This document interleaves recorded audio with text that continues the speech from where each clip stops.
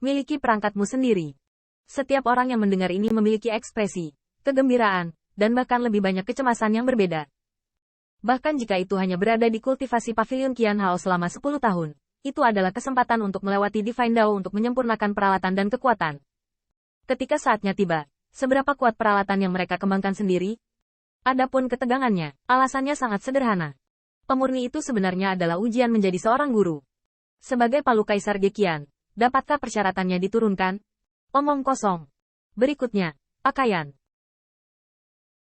Seorang wanita dengan penampilan gagah dan tangguh melayang keluar, dan para dewa berburu, tampaknya tak tergoyahkan. Selanjutnya, kereta perang. Pengendara mobil, pengangkut, kereta perang, medan perang vertikal dan horizontal. Balik halaman buku dewa dan tunjukkan di depan Qin Yichen. Pertama adalah kereta perang yang megah. Meskipun hanya bayangan cermin melintasi ruang dan waktu, itu juga membuat Qin Yichen tercengang. Sumber energi kereta perang ini sebenarnya adalah matahari dan bulan. Kereta perang sebenarnya digerakkan oleh matahari dan bulan.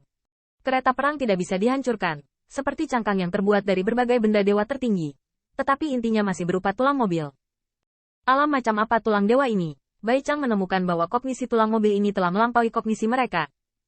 Qin Yichen menggelengkan kepalanya tiba-tiba setelah dia melewatkannya. Dia tidak bisa tidak melirik palu Gekian. Dia tidak tahu alam sebelum kehidupan Kaisar Sifu. Tetapi dia dapat yakin bahwa tulang mobil ini bukanlah tulang dewa. Itu pasti tulang seorang ahli tertinggi yang berada di atas alam dewa seperti seorang penguasa kekaisaran.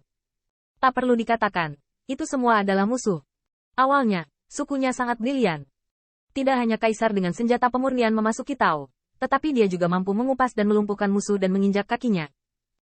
Ekspresi palu Gekian juga menunjukkan sedikit kebanggaan. Ini hanya kereta perang.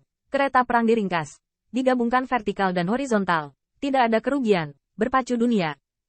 Tuhan buku itu dibalik lagi, dan pemandangan ini jauh lebih luas dari sebelumnya. Buku Tuhan mencatat dunia, dan di antara dunia, ribuan kereta perang berkumpul menjadi kereta perang, di mana mereka tampaknya mengemudi. Langit dan bumi tak terkalahkan. Satu kereta perang mengelilingi matahari dan bulan, 10.000 kereta perang. Naga sejati mengendarai 10.000 matahari dan bulan. Mata Qin Yichen berkibar dan menangis. Jika bukan karena pulang ke rumah hari ini, di bawah Vingod dunia, bagaimana mungkin umat manusia tahu betapa mulianya para leluhur? Palu Gekian juga bersemangat. Selanjutnya, kapal perang. Kapal, juga pengangkutnya, mengarungi sungai bintang, terbang keliling dunia sebagai pelayaran laut. Kapal perang, senjata berat laut bintang. Kapal perang mengembun dan menggunakan laut bintang adalah ombaknya, angkat langit. Kapal perang Wanzun mendayung laut bintang, dan gelombang dahsyat yang membengkak sudah cukup untuk menggerakkan langit dan bumi dan mengguncang bangsa-bangsa. Selanjutnya, ding, ding, perangkat keberuntungan Qi yang paling penting. Qiyu Ning Ding, sembah semua suku, langit dan bumi di Fuzen. Bang. Sebuah kuali raksasa Qitian berdiri di atas kuali raksasa, patung flamboyan. Peri rusa berwarna-warni bernyanyi, macan putih menabuh genderang, minuman kejut yang rakus, kura-kura hitam dinding penempaan kurcaci. Tiba-tiba, sedikit cahaya dan bayangan muncul di bawah kuali raksasa. Mempersembahkan korban, mempersembahkan dawei tertinggi, dan mempersembahkan harta karun tertinggi langit dan bumi yang tak terhitung jumlahnya. 10.000 harta karun tertinggi dimasukkan ke dalam tripod, berubah menjadi langit kemuliaan. Kemuliaan berubah menjadi awan keberuntungan yang tak terhitung tersebar, atau berubah menjadi Tao Caixia. Xiang Yun mengapung di antara langit dan bumi, membuat kampung halaman asli Fuyuan yang makmur menjadi lebih buruk. Satu demi satu Caixia jatuh, atau jatuh pada seorang gadis remaja yang merupakan tubuh klan naga sejati dan 10 dewa, atau jatuh di antara langit dan bumi. Menunggu anak muda untuk dijelajahi, untuk ditemukan.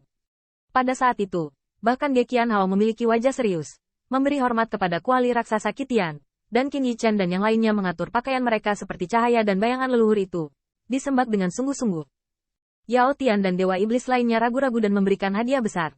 Selanjutnya, bel. Suara palu Gekian tiba-tiba tinggi dan serak.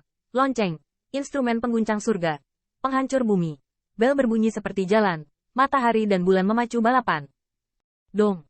Lonceng dewa terdengar seperti suara dao surgawi dari Brahma, dan naga itu berkibar.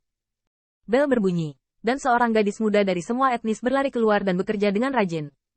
Sepertinya masih subuh. Jadi dia pergi ke tempat latihan untuk belajar, mencerahkan, dan berkultivasi. Dong. Bel berbunyi lagi, dan Qin Yichen hanya merasakan jantungnya bergetar, seolah-olah dia melihat seorang remaja naga sejati yang terganggu ketika dia melihat ramuan pil. Makna malas. Selanjutnya, instrumennya. Instrumen, tempat bundar, mengintip ke langit misterius, bumi yang tebal, dan para dewa surga, mencari masa depan masa lalu. Artikel selanjutnya, pena. Penulis, instrumen juga, mengingat sejarah klan Tianji, memuji leluhur untuk melafalkan pahlawan. Penulis, hati harus pantang menyerah seperti pena, dan membedakan antara benar dan salah besok. Item berikutnya, tungku. Tungku, penyuling, ramuan pil memurnikan hati lebih halus. Api ilahi di tungku terserah isi hatimu, dan hatimu seterang hatimu. Item selanjutnya, piano. Item selanjutnya, boneka. Barang selanjutnya, satu item sebuah karya seni yang indah, pemandangan yang mulia dari True Dragon. Selama 5 tahun, ketika Qin Yichen tutup, Qin Yichen seolah memadamkan hati Dao seperti cahaya lilin. Setelah semuanya dalam volume? Tidak.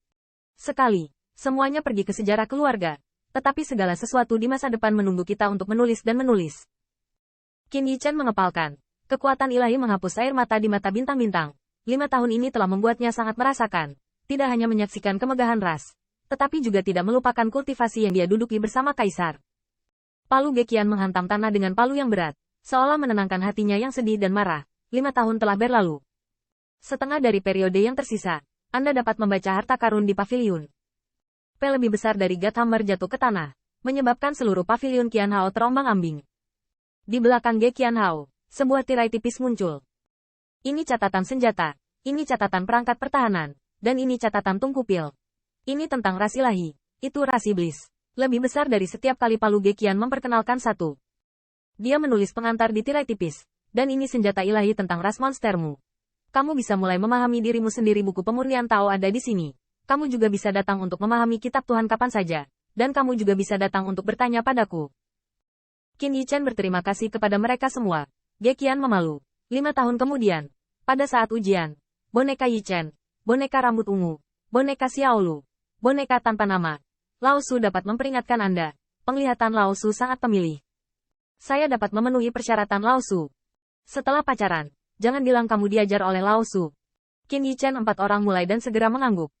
Teruskan, setiap orang yang mendengar ini, setelah mengangkatnya sejenak, berada di tirai tipis menuju tujuan masing-masing. Yang mengejutkan Qin Yichen adalah Ziyun ragu-ragu untuk waktu yang lama. Sebenarnya masuk ke armor rekaman tirai cahaya. Apakah pria ini, Ziyun, sedang bercinta? Apakah masih perlu memahami pro dan kontra dari armor, sehingga dia bisa membunuh dengan lebih efektif?